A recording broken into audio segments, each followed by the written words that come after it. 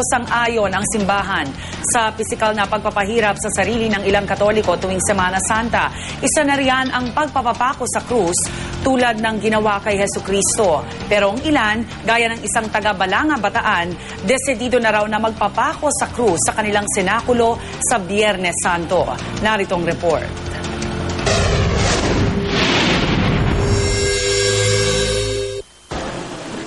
Abala na ang mga taga-barangay Kupang North sa Balanga City, Bataan sa paghahanda sa kanilang taunang senakulo. Napili na ang mga gaganap sa mga karakter sa pagsasadula ng pasyon o paghihirap ni Jesucristo bago namatay at muling nabuhay. Ang gaganap sa papel ni Jesus ang 26 na taong gulang na si Renato de la Cruz Jr. Sa lahat ng mga senakulo sa naturang barangay, pinakainaabangan daw ang gagawin sa Biyernes Santong ito. Sa kauna-unahang pagkakataon kasi, aktwal na magpapapako sa krus ang isang karakter. Sariling desisyon ko lang din po dahil buo ng grupo, tapos parata ko na din po. Ayon sa mga kaanak ni De La Cruz, sinusubukan nila itong pigilang magpapako pero wala raw silang magawa. May panata daw siya na dapat tuparin, kaya sabi ko, bahala ka, kaya lang baka hindi mo makayanan. Tiniyak naman ng mga organizer ng senakulo na ligtas ang gagawing pagpapapako kay De La Cruz. Handa na raw ang 2 pakong gawa sa na-sterilized na stainless steel. Nagbabala naman ang Rural Health Office na posibleng pagmula ng tetano ang maruming pako. Dapat po talaga hindi talaga nagpapapako.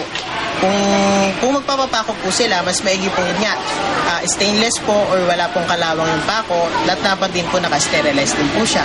Kung pag binulot na po yung pako, kailangan po bigyan ng first aid. Yung linisin po yung sugat, pwede po hugasan, lagyan po natin ng antiseptic. Tutol naman ang simbahan sa nakatakdang pagpapapako ni De La Cruz. Hindi raw ito ang wastong paraan ng pagpepenitensya ngayong Semana Santa. Ang hinihingi po sa atin ngayong mahal na araw na ito ay ang lubos na pagbabagong buhay, pagtalikod sa kasalanan, at yakapin po ang pananampalataya ng kaloob sa atin ng Diyos. Ang mga nakikita po natin na mga nagpipinitensya, iba't ibang klase ng paghihirap sa kanilang physical na katawan, lalo ito'y humahantong pa sa iba na nagpapapako sa krus. Hindi po natin ito masasabi na akma sa ating pananampalataya. Gayunman, buo na raw ang pasya ni De La Cruz. Isa rin sa mga tinututulan ng simbahan ng flagellation o paghampas sa bahagi ng katawan hanggang dumugo ito bilang tanda ng pagsisisi sa kasalanan.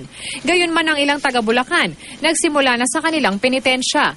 Sa ilalim ng sikat ng araw, sa kalsada nila ginagawa ang kanilang panata. Para sa unang balita, Von Aquino reporting.